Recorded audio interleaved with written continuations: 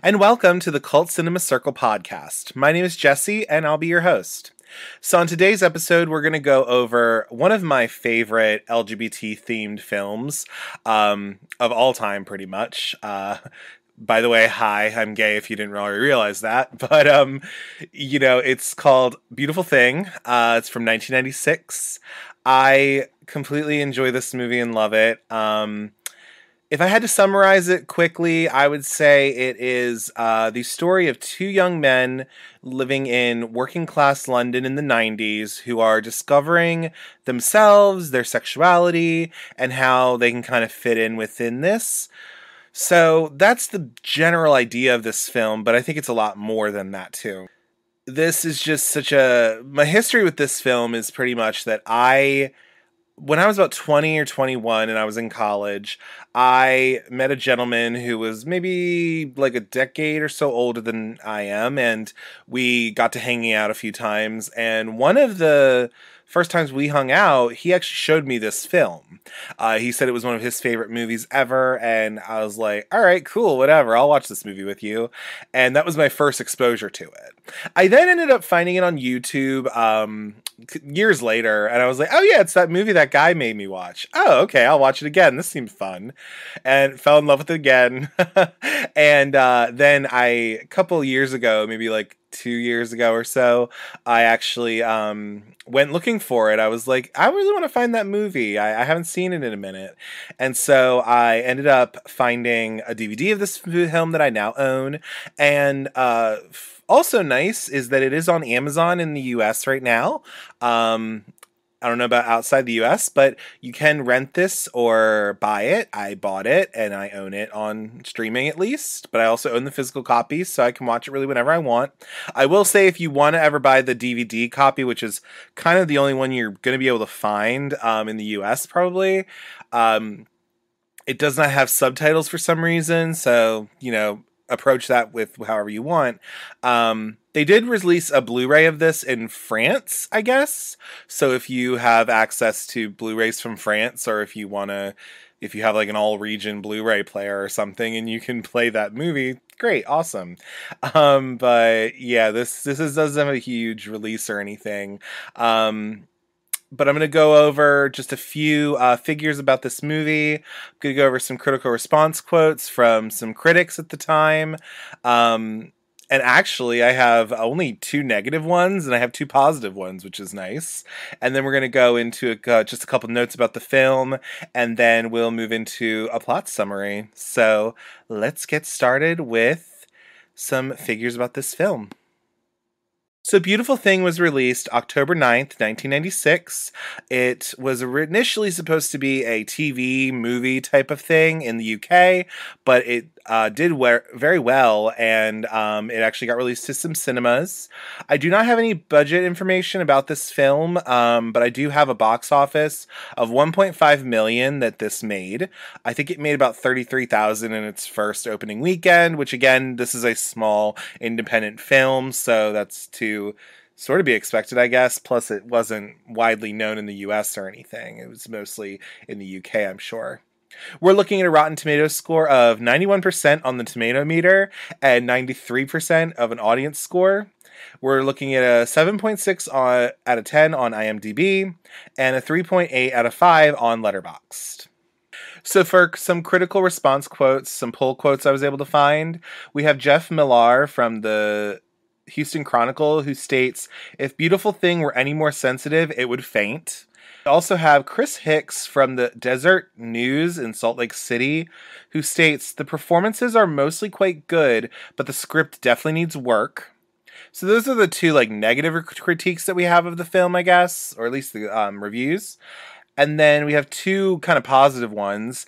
We have Michael Musto from The Village Voice, who is a very well-known critic at the time in New York, who states this is a warm and funny love story, refreshingly spunky and unsentimental.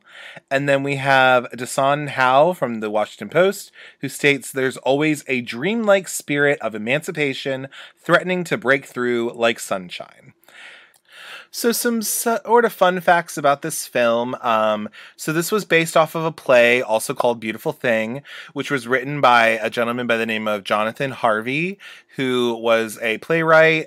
He's also gone on to do some TV writing as well in the UK. He also wrote the screenplay for this film as well, so he was able to adapt his play to screen, which is kind of cool.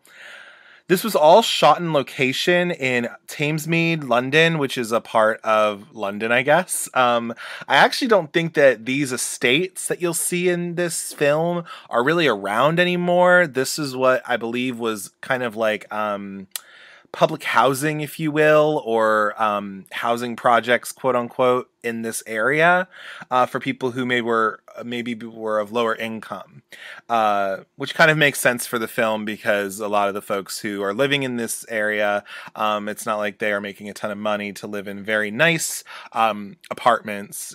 These are kind of run-of-the-mill kind of public housing type things. So this, like I said, the film was originally intended to just be a television broadcast, but it did so well that it was subsequently released in theaters. This is the first and only directorial effort of Hettie McDonald. So she's done TV and some theater directing since then, but this is her only movie she ever did. If that name ever sounds familiar, I guess, for any Whovians out there, any fans of Doctor Who, she is actually best known for directing the episode Blink from Doctor Who in the reboot in the 2000s, which is one of the, I think it's the introduction to the Weeping Angels or something in that universe. So Hettie McDonald, she actually did that episode, which is a very famous episode of Doctor Who. Ben Daniels, who plays Tony in this movie, is actually gay in real life. I'm pretty sure actually he was out and had a partner at the time of doing this film, which is funny because we'll find out that he is Sandra's boyfriend throughout this film. And then this play in particular was staged at the Bush Theatre in London. It toured in the West End. It seemed to do well. And then it was adapted into this film in 1996. And it was actually recently named, this was from an article by a gentleman by the name of, I think, Ben Tinsley or something, an article from The Atlantic, who stated that this was named by the British Film Institute, BFI, as one of the 30 best LGBT movies of all time. And I have to wholeheartedly agree. So now you may be wondering, well, Jesse, like, you know, with a 91% and a 93% on Rotten Tomatoes, like, you know, how is this a cult classic? And I really believe that this film, Beautiful Thing, is a cult classic for especially the LGBTQIA community. I think definitely, especially gay men, I think, within a certain generation, for men who maybe were, you know, discovering their sexuality or who were out in the 90s. I think this was definitely a movie where you were able to find it and connect to it. Similar to something like, I guess, Edge of 17, perhaps, or kind of within that ilk. I definitely think that this is within that because, I mean, it's one of the earlier, you know, examples of just kind of unabashedly queer cinema, which is awesome. And then I think it kind of got passed down so that, you know, older gay men, you know, were able to then pass down to like their younger gay friends or like, you know, younger partners that they may have had or something like that to expose them to this kind of film. So, you know, I haven't watched Call Me By Your Name or anything, but I definitely think that this is a part of that collection of films that I think then let something like Call Me By Your Name be able to happen, you know. And even though that was a way different film, it was a big studio film and all that kind of stuff, I definitely think that this is within the DNA because it's an essential piece of queer cinema, in my opinion. So now let's move on to a plot summary. We start off the film with the introduction to Miss Chuin, played by Mira Sial, and she's the gym teacher. She is introducing us to Mr. Bennett, who is played by Martin Walsh. He is a student teacher who foolishly wants to become a teacher. and they're playing football or soccer, as Americans know it, after school with these kids, with these gentlemen and ladies. In this introduction, you get an intro to Jamie, who is played by Glen. Jamie Gangel is his name. And Steve, short for Stephen Pierce, who's played by Scott Neal. So you get to see these two characters who are going to be our main characters of this film, pretty much. You also get introduced to some bullies. You have, I believe, Ryan, played by Stephen M. Martin, and a couple other. I think Lenny is another one. John Savage is playing him. And they're kind of like screwing with Jamie, because you can tell that he's kind of a little bit of more of the outcast in the group. And so they're like fucking around with him. And even Steve is like kind of in on it too. Because, you know, Jamie doesn't want to play soccer. And then he actually just runs away. And I think the one bully, Ryan, when Jamie runs away, he jumps the fence. And Mr. Bennett's like, oh, you know, you have to get into the game. And he's like, who's that boy? Who's that boy? And then the one bully is just like, Hugh, sir. Hugh Janus.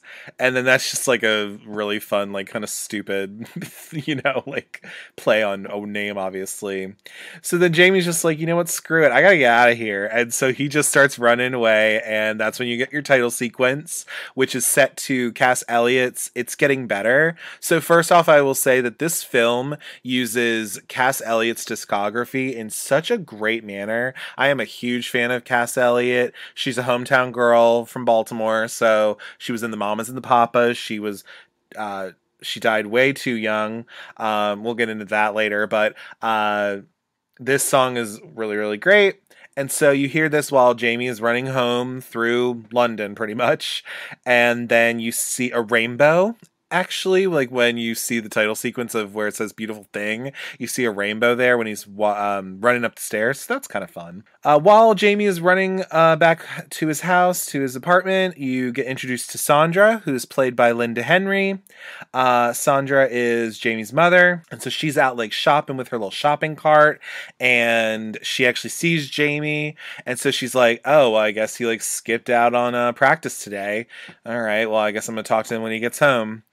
And then you see Jamie coming back home to the little apartment, and you get introduced to Leah Russell, who's played by Tameka Empson.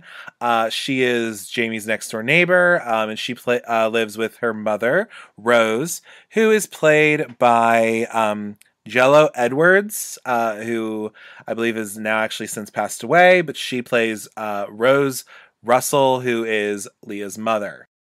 You see Jamie is at home now, and he's watching like this old black and white movie, and his mom finally comes home. So you see that his mom and Leah's mom were in the elevator up together.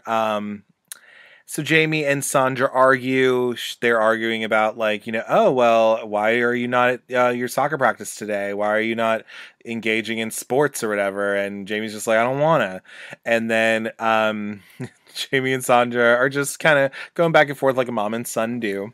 Then you see Jamie go out on the balcony with Leah, and then you see that also Sandra is pretty much still kind of arguing a little bit with Sandra. And, you know, Sandra's going on about, like, you know, they'll think I'm an unfit mother because I can't have you do your sports. They're going to take you away from me. That's what they're going to do. And so it's just like a whole thing. It kind of shows their whole relationship, I guess. So then you move into a scene where Leah is just singing to herself on this balcony. It's kind of like a very shared balcony of a bunch of different apartments. And she is singing One Way Ticket from Cass Elliott. And she then is told to sing it in front of Jamie. So then she does this little rendition where she's just singing One Way Ticket, take me anywhere. You know, all this in her British accent. This is also a very British movie. So for those of whom may have like English as their second language, I would highly recommend putting on the subtitles and just, you know, trying to get through it. Even as an American, I'm not British. I don't know some of these slang terms, but I still loved it. So during this serenading moment where, Leah is just performing One Way Ticket, you get introduced to Ronnie, who is Stee's father. He walks into the frame, and he is played by Gary Cooper. So you see him kind of walking into his little apartment, which he's actually next to Jamie's apartment. That's where they live. And then I believe Sandra says something about, like, it's not normal. Girl her age interested in Mama Cass, and Leah's all like, well, she's got a really beautiful voice. And then Sandra's like, well, what's the matter with Madonna? And then Leah just says, like, she's a slag. And then Sandra's just like, hypocrite. It's just so funny, like, this whole thing. Then you see that Stee has finally come home from soccer practice. So you see Jamie, Stee, and Leah all together. Sandra says something about how, like, Richard and Judy, who I guess are either a fake or actual like morning show or something. There was a call-in about delinquent kids or something like that. And Sandra says that Leah's a bad influence, so Jamie needs to get back into the apartment. And Leah just goes back and says, no, Sandra's a bad influence. So then you see that you're hearing also that the phone is ringing in Jamie's apartment. And this is actually Miss Chuen, the gym teacher, calling to see what was going on with Jamie not being at soccer practice. So then you see that Sandra is talking to Miss Chuen on the phone, and she's just like, yeah, I know he was supposed to, do the soccer practice, but, he had a little accident. Like, he has a funny tummy. And, like, when he got to the boys' rooms, like, they were all, like, closed. So, like, he had an accident. It's just so embarrassing that she's telling her this to kind of cover for her son not being a part of sports. So then you see a shot of Stee in his room that he seems to share with his brother Trevor, who we'll get to in a little bit. You get introduced to him in a little bit. He's trying to cover up the fact that he took Trevor's sneakers. He took his brother's sneakers without asking and maybe got a little bit of dirt on them. So he's trying to get rid of that. And then Sandra, you see, is getting ready in front of her vanity to go to work, where you see that she is pretty much a lead barmaid at, like, a karaoke bar. And she's talking to her son about how, oh, hey, like, there's some food in the fridge for you. And then the other thing is for Tony, who will meet Tony in just a bit. So then you have Leah just blasting Cass Elliot throughout the apartment, who is now just, like, making a scene for everybody. So Stee is actually in the middle of making dinner for his family while his dad is sleeping on the couch in their little living room. And so Stee's just, like, off his, he's just, like, mad and pissed because he's trying to, like, not have his dad wake up. And so he tries to go into the room and make it so that he's like, Leah, turn your music down, like, shut the fuck up, pretty much. And then Jamie, while he's out on this balcony kind of watching over some stuff, he actually sees his mom, Sandra, and Tony, who is this new boyfriend she has. Actually, they're kissing in front of his little VW bus he drives. And so he's just like, all right, well, there's another guy, I guess. And then during all this, you get introduced to Trevor, who is Steve's brother, and he is played by Daniel Bowers. So you see that Trevor is maybe kind of antagonistic towards his brother, and he also knocks on the door for Leah to turn her music down. Leah then turns her music down, and she pretty much throws her whole self at Trevor almost. She pretty much says, like, all you have to do is ask Trevor. I'd do anything for you or to you. So she's just, like, throwing it right at him. And then you also see that Stee actually burnt dinner for his family, which is you see that because Trevor goes into the apartment, and then you see Stee trying to get in the apartment. He can't get in, and you see smoke just come out of the window. So he's burned the dinner, which is not great. Then you get introduced to Tony, who I stated before is played by Ben Daniels. He is the new boyfriend to Sandra now, and he pretty much is talking to Jamie in their apartment. He's brought a soccer ball with him, and he's talking to Jamie about his fear of sports and how when he goes to a park and he sees a sports game going on, he's just, like, scared of it, apparently. And then we go to dinner with the Pierces. So Stee Trevor and his father are all sitting around their living room. His father's just looking at his food, and he just says, "This looks like fried shite." So he's just like not having it, and he asks Trevor to make him a sandwich. And then Stee's father just gives all of his food to Stee. He's just like, he doesn't even say anything to him. He literally just comes over and just like scrapes all of his food onto his son's plate, which is kind of just like horrid. So I think you start to see in that moment, you start to see that like Steve doesn't come from a great home life. There's no mother in the situation. So we don't know if she had passed away, if, we got some kind of baby something drama going on where there's no connection with the mother. So we're definitely seeing that beginning. So then the next scene we have is Jamie and Tony. They're on the balcony of Jamie and Sandra's apartment. And Tony is like smoking out on the balcony. And Jamie's just asking him things like, well, where did you meet my mom? And Tony's just like, well, planet Earth, where shit happens and all. And then he says something about gateways. I don't know exactly what that means, but maybe it was like some kind of UK thing that I might not be privy to, but they somehow met. Jamie just also says, does she turn you on? And it's kind of an interesting question to be asking this new boyfriend, but Tony gives like a kind of tactful answer, which is nice. And Jamie says something about, Mom said you was a painter, and he literally is saying like, figures, because we need this wall painted, so she probably got you for that pretty much, which is just kind of crazy. But they're just like talking on the balcony. You then go into the next scene, which is where you see Sandra's job, which I already kind of said, it was like this karaoke bar barmaid. And I believe she's like the manager kind of the bartenders that work there. She doesn't own this bar, but she's like leadership within the bar. So you see that she's working with her friend Louise. Louise is played by Sophie Stanton. And you see that they're working a shift where you got all these people like asking for drinks.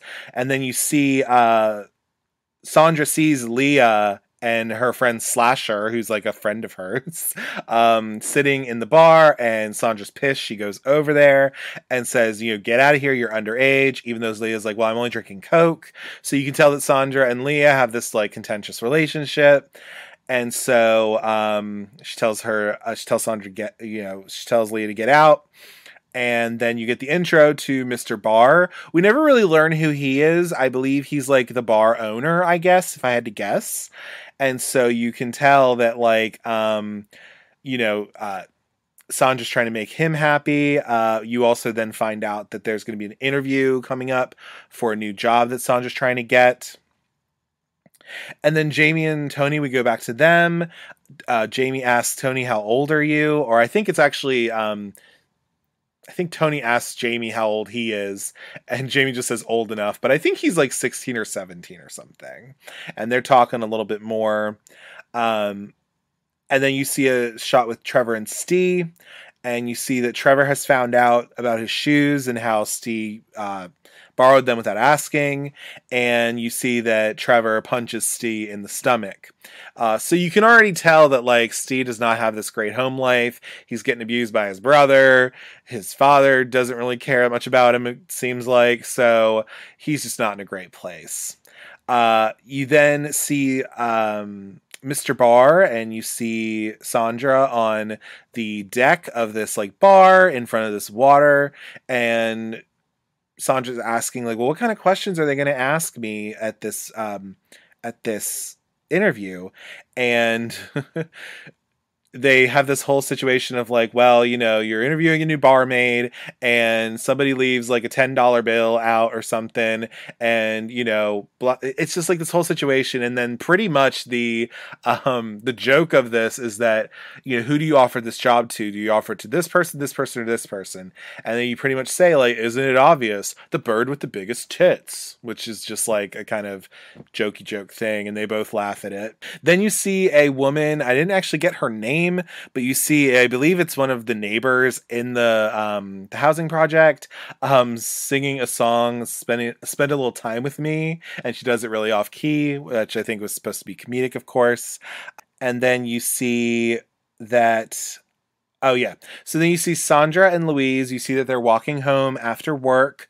So I guess Louise is on Sandra's way home, and they walk together.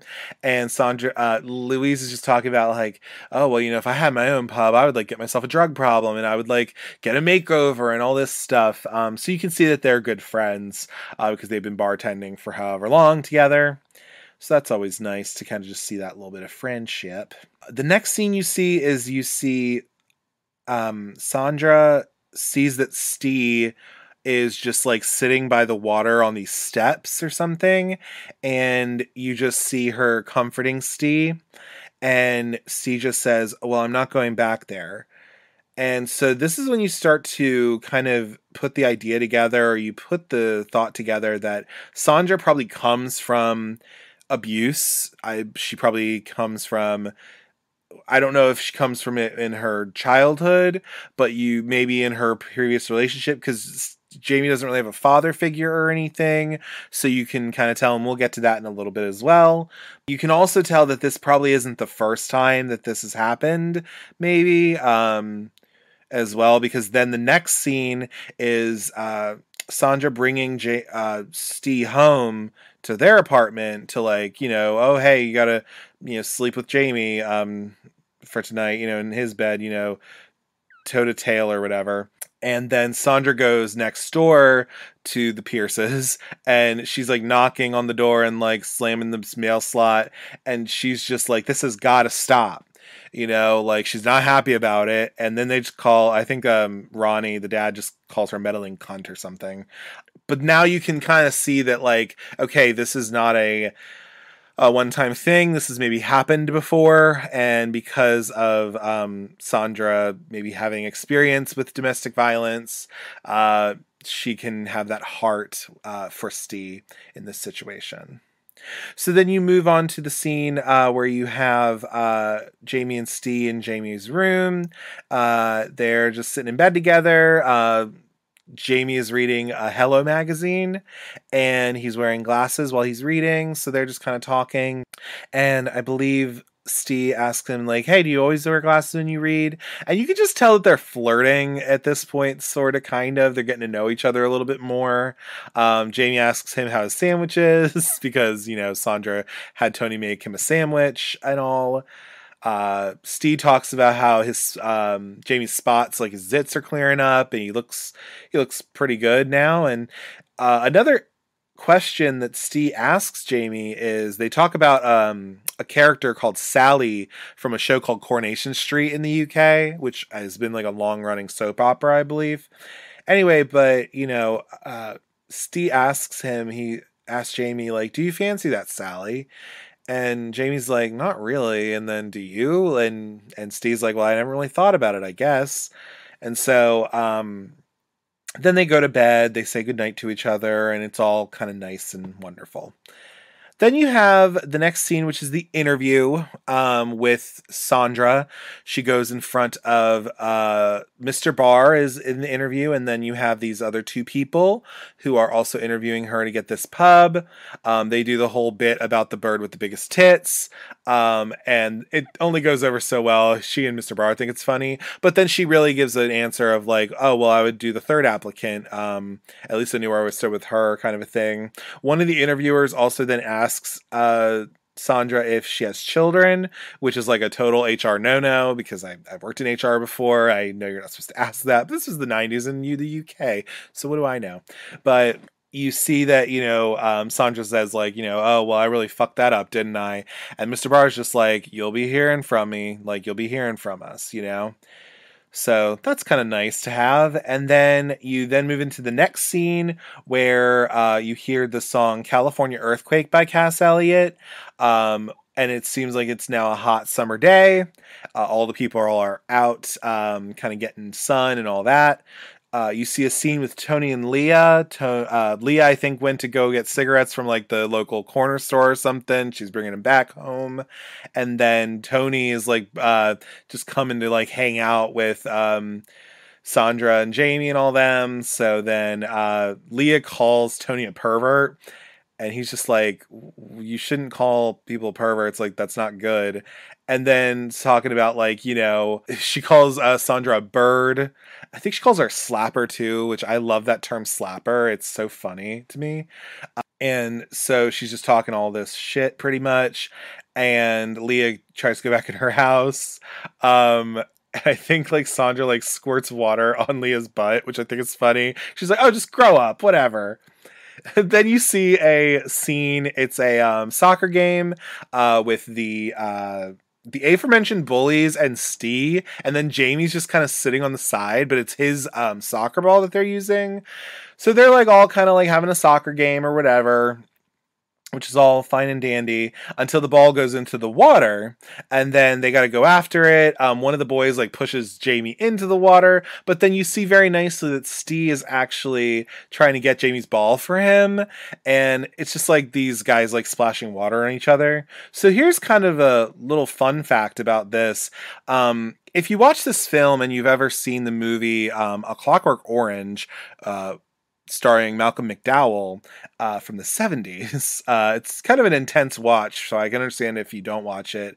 But this film was actually shot, this Beautiful Thing film was shot in the Tave Bridge area of Thamesmead, which actually was also shot A Clockwork Orange was also shot there. So if you know the famous scene where Alex DeLarge and his droogs, they're walking along this like waterfront, and then Alex, spoiler alert I guess, but like Alex like trips one of his friends into the water.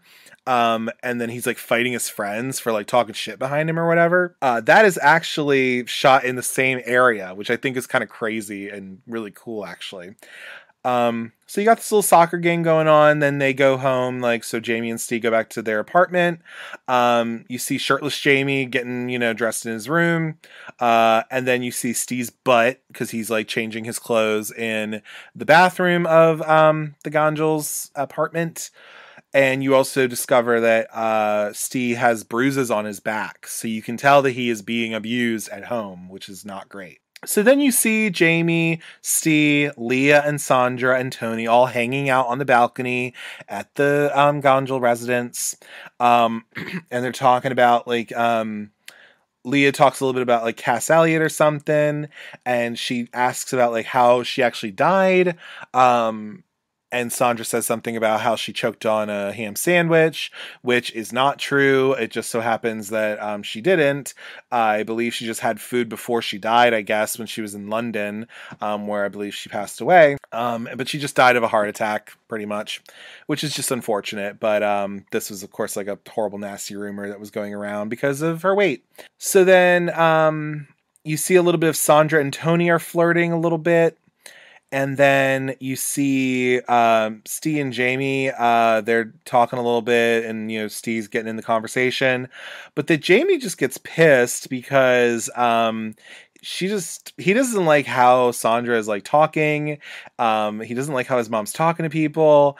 And then I think one of the things is that Steve talks about how he and his family are going to boxing that night. And I think Sandra says something to the effect of like, oh, Steve, can't you get enough of it at home or whatever? And that just really, that just kind of puts him over the edge. It puts Jamie over the edge. And he says something, so Jamie says something to Sandra about like, well, I'm sure you didn't like when that bloke of yours was like hitting you or whatever. So this is now to kind of give us the idea that Sandra has dealt with domestic abuse before, either with Jamie's father, perhaps. We never really find out who. But you can see that she's dealt with this before, so it all kind of matches up. Sandra confronting Jamie, she says like, well, I gave you those brains. Remember, I gave you those brains. And then Jamie says something to the effect of like, oh yeah, I thought I had a lobotomy, or I thought you had a lobotomy or something. And he just says like, explain it to her, Tony. And Tony's like, well, a lobotomy. It's like, and then Sandra's just like, I know what it is, Tony. Okay. And so, you just see that like Jamie and Sandra are just fighting because Jamie has kind of a slick mouth. Sandra also has a slick mouth too. And then they're just fighting. And then Jamie says something to the effect of, because Sandra says something about like, oh yeah, I never had a mother. I never blah, blah, blah, so what do I know about parenting? Da, da, da, da. And then Jamie says something to the effect of like, no wonder she abandoned you. And then Sandra just hits Jamie over and over. They are just fighting. And it's not until he finally says like, mom, like, stop. And then Sandra's just like got her hands in her face and her head. And, he's just like, am I like my dad? Jamie's just like, am I like my dad? And Sandra just says like, no, you're like me. And then Jamie's all like, why am I weird? And then, because I guess maybe Sandra said something like that. And then Sandra's just saying like, you know what? No, you're not weird. You're all right. You're all right. So then, they've had a very tense moment, this mom and son, mom and son. So, mom is just like on the floor of the living room. Jamie goes out onto the balcony to kind of collect himself. Steve comes out and he tries to invite Jamie to boxing. He's got a spare ticket, but Jamie kind of just rebuffs him. But you can see that Steve is trying a little bit, which is nice. You then have Steve walking back from boxing with his family, and you see that his family, his dad and his brother, are kind of like screwing around with him and like doing little jabs here and there, like hitting him a little bit, kind of like, a play fight. And then Steve just pushes Trevor, and you can tell that like they probably beat him up. And so because of this, he's just like, I'm not going back there. Like, they think I'm shit. And they get beaten up by family. See this? So Steve is staying at Sandra's right now with Jamie. Steve shows Jamie his bruises that he has on his body. And then you hear Sandra knock on the door being like, hey guys, do you want to watch The Sound of Music? It's on the Sky Channel right now. And they're like, no, I'm about to go to sleep. And, Jamie's like, well, hey, like I have this like foot cream, or I have this like peppermint foot cream that my mom got from the Body Shop. Like, if you want, I can like massage your back, if you want. And so like, they're just talking a little bit, and this is very much like an intimate scene. Like, this is like the most intimate scene to me in this film, which I think is exactly why the gay men, of the time maybe attached to it, because even though these are supposed to be teenagers, so that's kind of weird. Although I do think that these actors were of age when this all was happening, but like, you see this intimacy between these two young men, which is just kind of nice to see in this, because it is a love story after all. But there is one question that Jamie asks. He's like, have you ever kissed anyone and stuck your tongue in? Like they're just talking, and it's a very intimate moment. And Steve says something about like, what, with like this kind of face? Like, what do you talk about? And then Jamie's all like, well, you're not ugly. I don't think you're ugly. And then, Steve's all like, oh, well, they made me ugly. And then you can tell, so then, Steve is like, he's getting this massage on his back and all this. And then Jamie's like, hey, turn over. Like, I can do your front if you want. And then you hear Sandra like knock on the door again and be like, who played the Baroness in Sound of Music? And then Jamie's just like, Eleanor Parker. And then so you're like, okay. But that turnover scene is very much like, it's intimate because you're just like, oh my God, like, Steve probably hasn't been touched in a tender way in God knows whenever. And Jamie is being very tender with him. So this turnover is almost like, oh my God, like, is this boy aroused? Like, is this young man like, is that why he can't turn over? You know what I mean? So I was like, all right then. So then you see Jamie and Steve, they, are about to go to bed, all this, and you know, even though Jamie's like, well, I don't want to go to bed yet, you know, I don't want to turn the light off. And then Steve's even like, you know, hey, like, you know, stay on your side, like, you know, you're staying on your end of the bed. And then Jamie and Steve, Jamie and Steve finally sleep head to head together, because Steve is like at the end of the bed, but then he's like, you know, all right, whatever, like, you know, I'll come up with you, that's fine, whatever. So then they sleep head to head next to each other, and then at this point you see Jamie kiss Steve because he's just wanted to, for like ever. And Steve asks the question, like, you know, do you think I'm queer? And Jamie just responds to him and just says, like, don't matter what I think. And then I will also get into this, that like Jamie also very tenderly, nicely asks, like, can I touch you? You know, and and then Steve's all like, well, I'm a bit sore, and he's like, yeah, okay. But it's so cool to like see that little bit of consent going into this, like, you know, to be able to say, like, you know, hey, can I touch you? Like, and he lets him, you know, and then I'm assuming while the song 16 going on 17 from the soundtrack of The Sound of Music is playing, you see them kind of just like getting together. You see Tony and Sandra watching the TV with Sound of Music.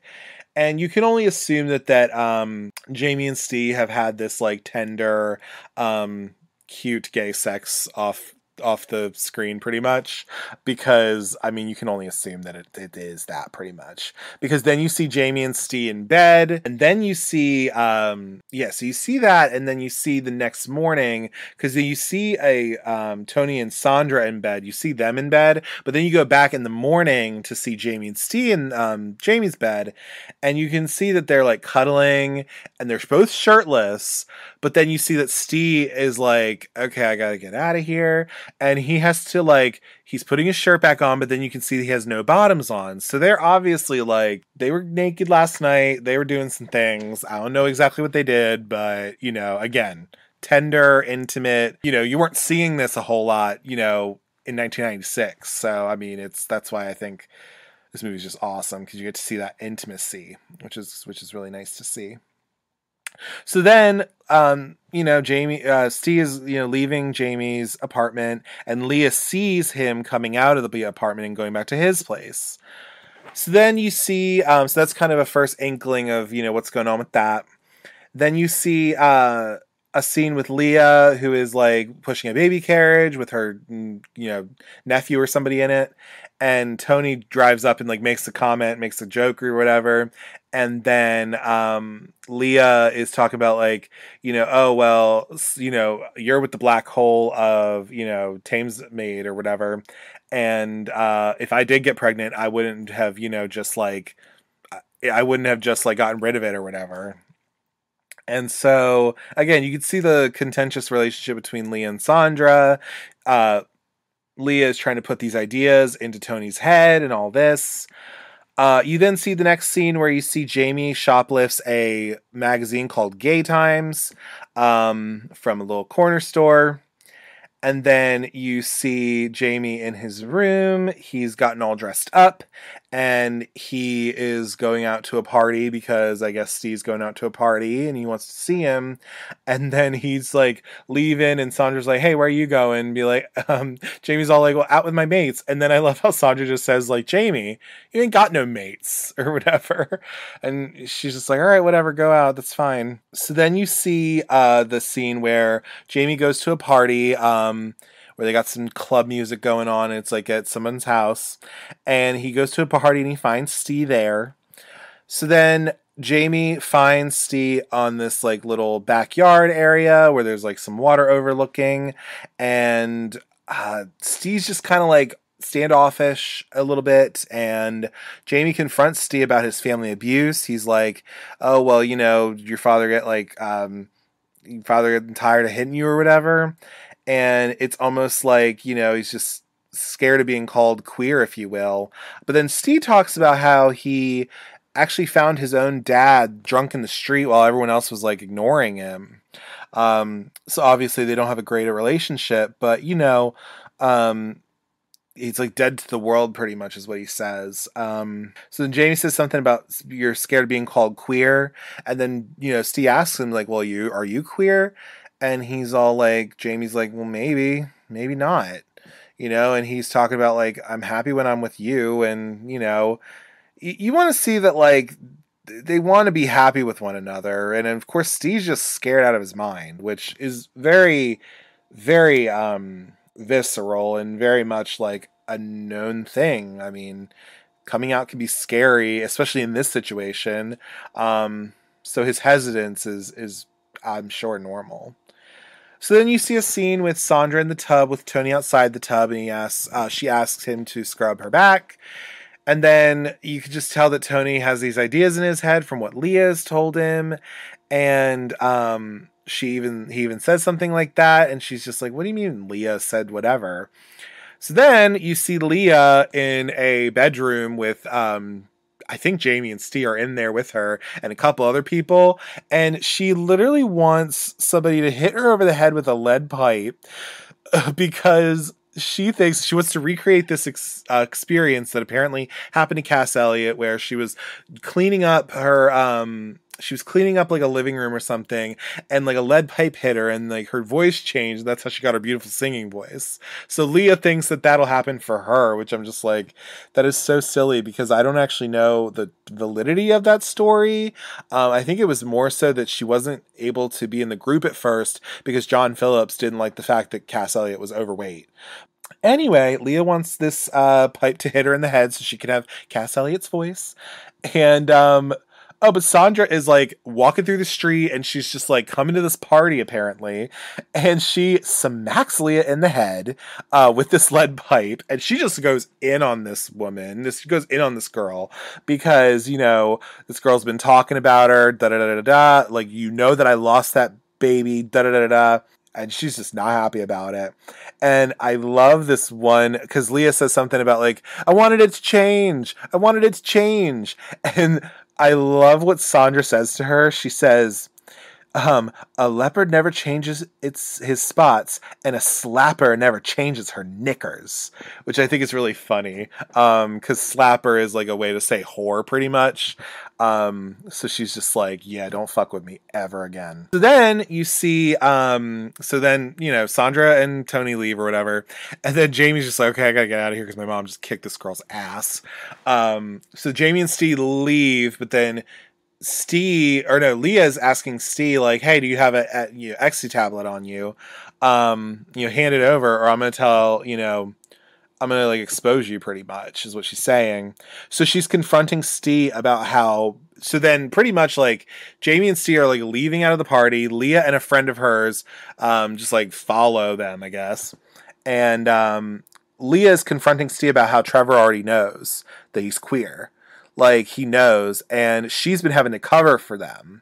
She's saying like, no, I've been in there, and like I've been in the Jamie's apartment, and like they're just mates. Like they sleep toe to tail. Like they're not doing anything, because Trevor has already kind of said like he thinks his brother's queer. That's maybe why he's been abusing him and like hitting him more and all that. So you can see the kind of environment we're looking at with this kind of thing. But Leah's like, well, you know what? Never mind. No, I'm not here for sympathy, but I am trying to like help the lot of you out. You know what I mean? So then Steve's just pissed and, telling Jamie like, get your fucking queer hands off of me. And he just like walks away, and he's just like, you know what? Like, fuck this. So he's like he walks away, and he like goes to this place. He's just looking over like a little like highway freeway thing or whatever, like an overpass.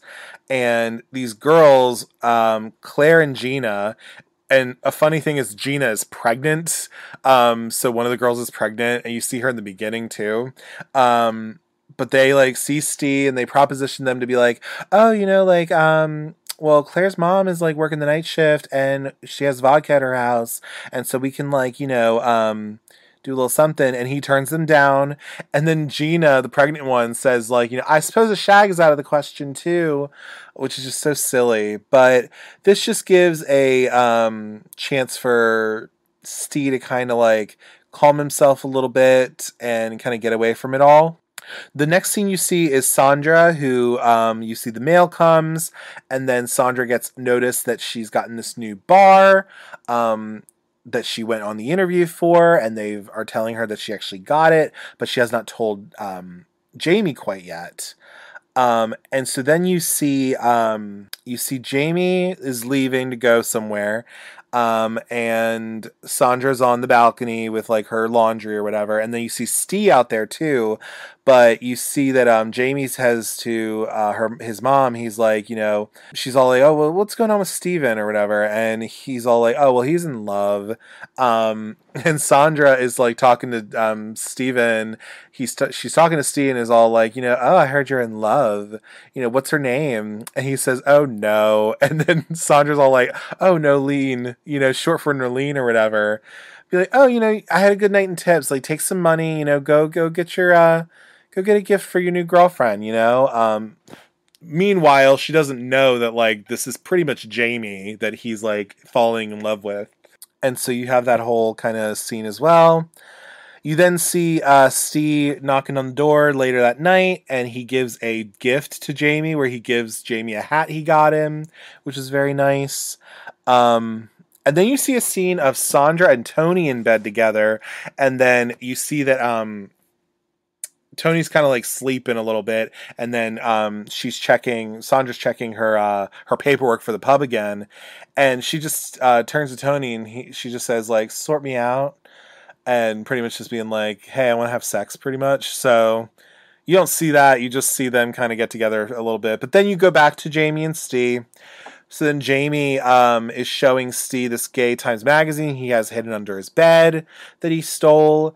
And they're like looking through it a little bit, out of all that. One of my favorite lines in this movie is you can't one of the things in the article that he's reading is like, you can't catch the HIV virus from fromage.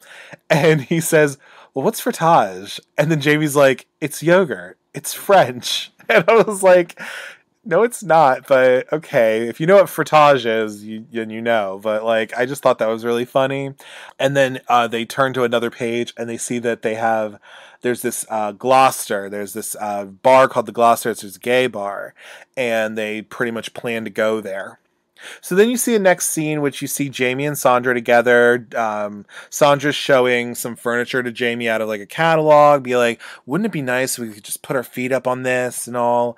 And then Jamie's like getting ready. He's about to go out to the Gloucester with Steve, but you know, nobody knows except for them. And then you hear the phone ringing in the background when Jamie then leaves, and it ends up being the gym teacher, Miss Chuen, from the beginning, and she's calling Sandra about Jamie, and Sandra then goes into Jamie's room and she finds this notebook, and the notebook has like all of these like slurs in it that other people had like put in there, like bumfucker and like queer bent bastard and all this, and it's just like really shocking. So then she kind of then goes underneath his mattress. She finds the Gay Times magazine, and then she's like, oh shit, like I gotta follow them. So she follows them to the Gloucester. She like gets a cab after, you know, they do, and she's just like, oh, follow them, you know, all that. And so then you have Jamie and Steve end up coming to the Gloucester. You see they're not drinking anything except Coke, I guess. And so you see that they're now around other gay people, like they're around gay guys and lesbians and all this. You see these two guys kissing at the bar. You get introduced to this drag queen. And then also you get a fun little cameo from the screenwriter himself, Jonathan Harvey, as Wheelchair Queen, who he like says something about like wheeling him to the back or whatever. But that's actually Jonathan Harvey who is cameoing in that. And the drag queen's just like kind of, she had been like performing Havna, Gahida Havna or whatever. And she then like puts her sights on Jamie and Steve and is like, "Ooh, you know, I feel right for chicken." Which, if you don't know, chicken's like a way to say like a Twinkie gay guy, pretty much like a skinny young gay guy. And then, you know, she's like talking about like, well, Jamie, you know, I'll have 2 of you and 10 of your mate, you know, and that's kind of nice. So you see that they're getting acclimated to the gay scene. They're getting to be around other gay people because they don't know a whole lot of other gay people. So it's nice to get that little bit of you get to see that little bit of them getting more immersed in the culture. You cut to a scene where Jamie and Steve are like playing this tag game in the woods while Make Your Own Kind of Music by Cass Elliot is playing in the background. And then you see Jamie and Steve making out in the woods, and it's all like fun and cute and wonderful. And then you see that they are finally coming home from this like wonderful gay escapades that they've been having, and they see Leah kind of trying to get into her house, and Leah's all like, they're like, "Oh, you all right, Leah?" And then she's like, "Leah? Who's Leah?" And then Sandra has been waiting up for Jamie, and she's all like, you know, "Oh, like, you know, did you have fun?" Be like, "Well, you know, I know you went to the Gloucester and whatever." And so then she's all like confronting her son about this, and she says like, "You're pissed. You're drunk from a gay bar. Like, what the hell? You know, you got to talk to me like I'm your mother. Like, you know." And it's just really hard because like Jamie's just kind of overwhelmed at this point, and he says something about like, you know, some things are just hard to say. And he just doesn't want to really say it, but like he's got to, like, he has to say something. And so you then see that Sandra really is just caring for her son, and she's like, you know, "I'm not going to put you out like a piece of trash. Like, you know, I'm not going to do that to you. Don't worry." All the while I thought you were, you know, head and tail with Steve all this time, but you were actually doing the 70-1, which I thought was a really funny quote. If you get it, you get it. If you don't, you don't. But like, I thought that was really funny. But yes, then you have that scene, and you then get to see that Sandra does care about her son, and she'll accept him no matter what. And then you see Leah actually breaking into her like mom's room and her wardrobe, and getting like a nightgown or something, and she decides that she's now gonna like take on this character apparently. So then you see Sandra and Tony. Sandra is out on the balcony after finding out her son's gay. Tony's there trying to like, you know, console her, but she doesn't really want any of it. She's all just like, you know, "I've been fighting all my life, so don't tell me about fighting. Like, when, you know, when this kid was getting bullied, like, I was there. Like, when, you know, the public assistance was like, nope, you can't get any of that, I was there. Like, when I only had this much and I robbed for that boy, I was there." Like, you know, it's, and so you now see that like they've been on hard times, you know, and it's been tough, being a single mom and trying to do all this. And so she then says, like, Sandra says something to Tony where she's like, "What have you ever had to fight for?" Like, and you could just see that their relationship, I guess, is like deteriorating more and more. And then you see Leah coming out of her apartment, and she is like wearing this nightgown. She has like these pantyhose on her head, and I don't know if she's Cass Elliot or if she's just like, I don't know what she is. Like, I don't know what character this is, but she's tripping, obviously. And literally, like, Sandra is like, "Leah, are you drunk? Like, what are you on? Like, do you give me your keys? Like, you're not in a good state right now." And so then Leah gets up on the ledge, and they're trying to like make her not like jump pretty much to her death. And so like, you know, Tony like is holding Leah, and even like Sandra's like, "Tony, body language, can't get that close to her." But you know, like Tony's trying to help this young girl who's like obviously tripping on something. And then all this time you also see Steve and Jamie. They're also trying to help as well. And then at this time, because it was something that Sandra said, she's like, "I can't wait to get off of this bloody estate." So she can't wait to get at this public housing and like have her own place. And this is when Jamie finds out about this new pub that Sandra has gotten. It's a new pub. It's a new job that she's been offered. It has a flat above it, so that's where they'll live now. which I actually looked it up. So where the pub is and from where Thamesmead is, it's only about a 25-minute drive. It's about 9 or 10 miles away. So they're not going that far away. But, Jamie doesn't seem to like the fact that, like, he wasn't told anything about, like, oh, now we're moving, I guess. Okay. But then, he then states that, hey, Steve, she knows all about this. She knows about us. And Steve's kind of pissed about it. Be like, well, what did you say? Like, why did you tell her? And Sandra's like, well, I wasn't born yesterday. Like, I mean, I figured it out. So then you see Leah running out into the street, and then, Tony's after her, and he actually saves her pretty much. He's using some reverse psychology on her, being like, Mama Cass, come back. And which I thought that was very nice of him to do, because obviously she wasn't in the right headspace. So then you go into this next scene where Steve is crying on the couch of Sandra and Jamie. Sandra and Steve are talking. She's like, I know these apartments aren't known for child murder, so I won't be telling your father. And then it's like this fun little scene where he's like, he's saying something and she's like, yeah, I just established that or whatever. He's like, yeah, I just said that. Like, I'll kill you in a bloody minute if you don't shut up. Like, if you just stop talking.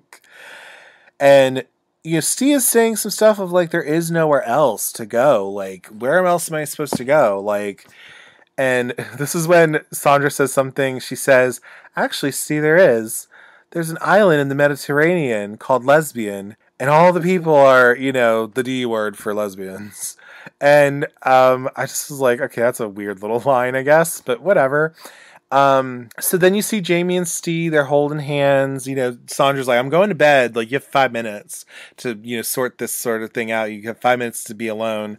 And so Jamie and Steve are there and they like hold hands together, which is nice. And then Tony and Leah, they're in Leah's bedroom. Leah's mom gives Tony a cup of tea, as you would as a good Brit. And, Leah's just passed out. And so that is that scene. So then Jamie, you then go to a scene where Sandra is checking out her new bar. Jamie's getting to see what the bar looks like, because that's where I'll also be living. There's going to be living upstairs.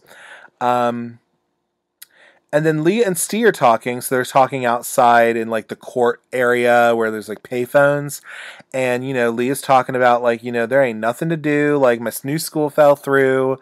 And then Steve's all like, well, why don't you come to the Gloucester with us, And she's like, oh, and dance with people, be with guys who dance backwards and they won't get married. But you see that they're starting to get closer as friends, which is nice. And then you see that Sandra and Louise are getting together, and then Jamie's like ironing his clothes to like go out because they're going to go out to the Gloucester later. And even Jamie's all like, why don't you come to the Gloucester with us? And he's starting to become more secure in his like sexuality, I guess, which is great. And then Jamie leaves out, and Sandra's in this like nice black dress, and she says to Louise, she's like, Louise, I will never have grandchildren. And then you see that Leah and Sandra are like now kind of reconciling, because Sandra's taking the trash out to the trash chute, and they're finally kind of reconciling, which is nice. So Sandra's taking out the trash to the trash chute, and you see Tony comes up and brings her a little flower. And then Sandra pretty much breaks up with Tony. She's kind of just done with his shit, I guess, or whatever. So then she asks him, like, hey, put this in the trash, will you?